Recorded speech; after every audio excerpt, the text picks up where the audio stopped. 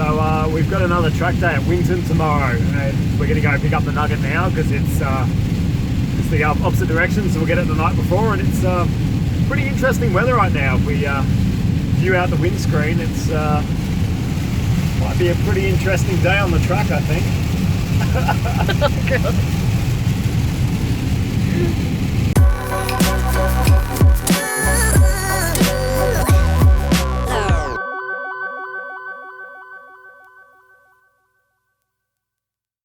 Hey gang, so this video is going to be a bit different, mainly because I'm an idiot.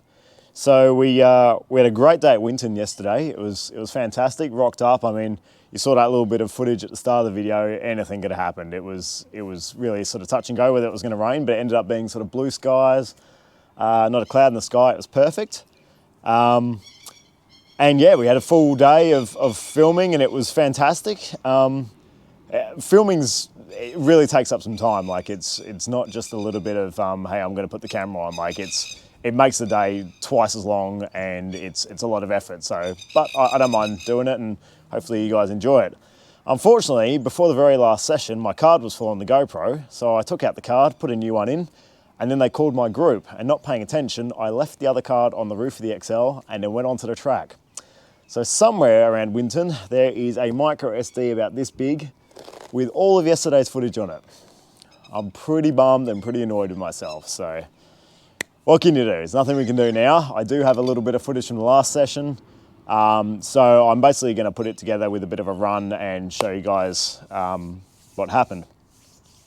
But for the time being, basically what I was filming, if we did have the footage, was we changed the setup on this car. So Ryan, our friend tyre guy, came along and helped me out, and I was chasing second. So my personal best from Nugget Nationals was 1 minute 50.8, which wasn't bad for a first session, but I need to be quicker if I want to be anywhere near competitive in the racing. So I spoke to a few people who had recommendations from Brent from Luxe, who's just been awesome. He's such an accommodating guy and really great to, he helps out within minutes whenever I message him. He's such a legend, so thank you, Brent. Awesome. Also, Adam Macra, he's been fantastic. He's given me a lot of advice. David Kerwood, he's great. So a lot of the XL guys have been really good. Just give me advice. And I'm sorry if I don't take all your advice, but I've got to learn for myself. So yesterday was basically doing little changes, going out for a session, seeing how it feels, changing something else. There's no point changing everything on the car because you don't know what's worked and what hasn't. So what we did in the first session, we left the car pretty much exactly what it was. I just did alignment, just did tow on the car from the last session. The first thing we did was raise the back of the car up. So I raised it up 20 mil, so I've got 20 mil of rake, so the back of the car's higher than the front. The idea behind that is it tips the car in. So as you go into a corner, the back kind of swings out and gives you more turn in. Because the problem I was having last week is I was understeering a heap. I couldn't put the power down, I couldn't hit corners fast, the front would just wash out. Instantly felt better. My first session, I hit my personal best straight off the bat. I actually beat my personal best by about half a second. Straight out, purely because of that. Hey Sal, I got Team Nugget Dog here. Sal, come here. Come have a seat. Oh, good girl. Sit, go on, sit. Hey, you're on YouTube, man. Come on, sit. Oh, go on. Go somewhere else then. So yeah, anyway, I beat the personal best straight away. So obviously it was on the right track. Next thing everyone said was disconnect the front sway bar. Basically trying to once again get the front digging in, gripping, and get the back a bit loose. So disconnected the front sway bar, went out and instantly got another personal best. I was in the 49s, which was fantastic. So I knocked about a second off my time again. Brilliant. So that was awesome. Once again, Ryan was going around checking tyre pressures and all that sort of stuff. And then the next session after that, I stiffened up the back shocks. So basically just did the dials all the way up, stiffened up. And yeah, that was brilliant. I think I knocked off another couple of hundredths of a second. Car felt pretty good. I wasn't driving that great that session. I had a bit of traffic and overtaking, all that sort of business. And then basically the rain was starting to come in. So it was we didn't have any rain, but you could see the clouds coming across and the organisers were getting a bit nervous. So they were sort of speeding up the day. So my second last session, what I did is I actually stiffened up the front suspension, purely just out of interest to see what it would do. it didn't work. The car was jumping around a bit. It was still hooking up, but it just didn't feel as good.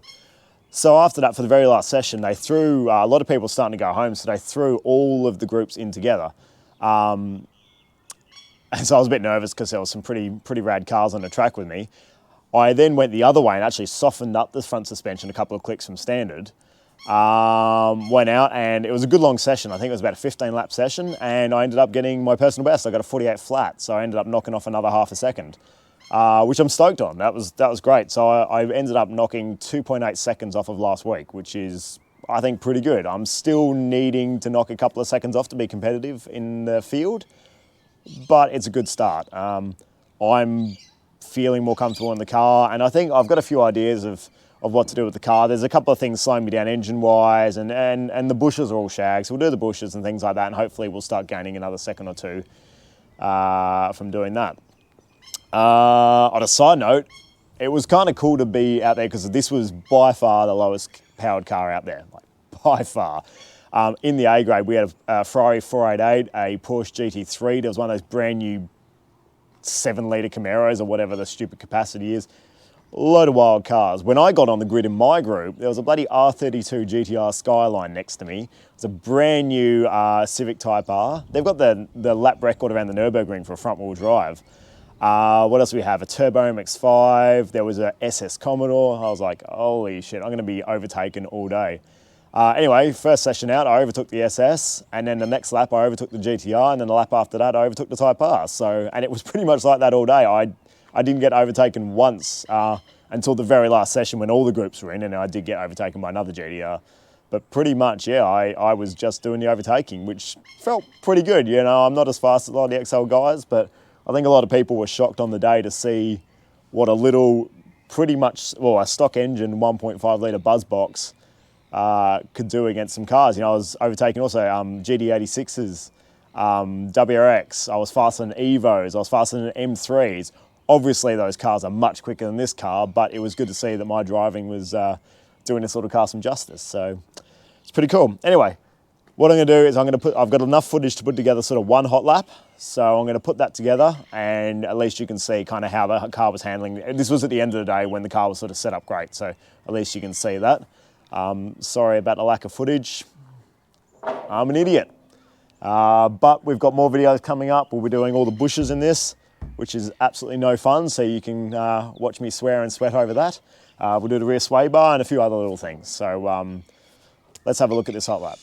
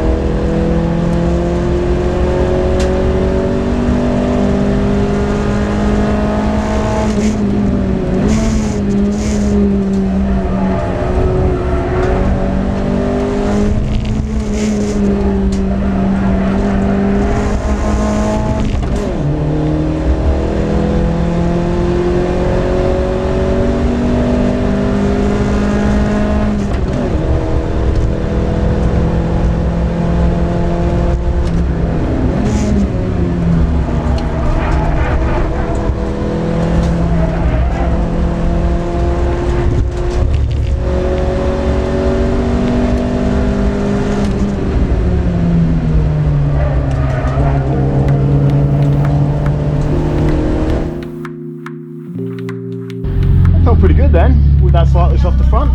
Yeah, well, you did a PB, I just don't know what it was. How do you know? It was a 48.0 or 48.6. My phone died. So I'm looking through the window at the screen on the other side of the wall. I'm like, what is the fuck? Oh man, a 47 would be real nice to finish the day. Yeah, but it's definitely a 48 though. It's 48.0 or a 48.6. I'll take that. Yeah.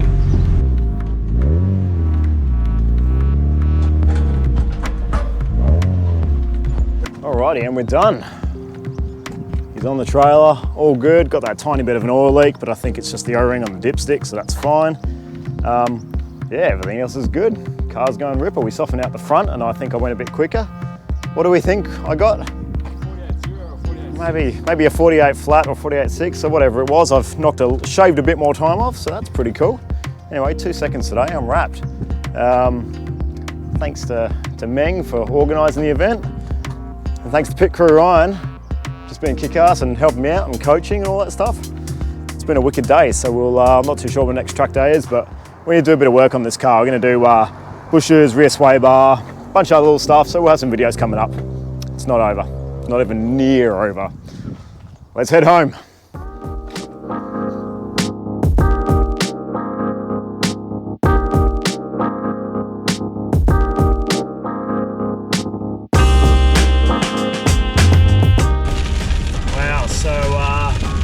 The afternoon's definitely turned. Starting with lightning and all sorts. Definitely glad this didn't happen today.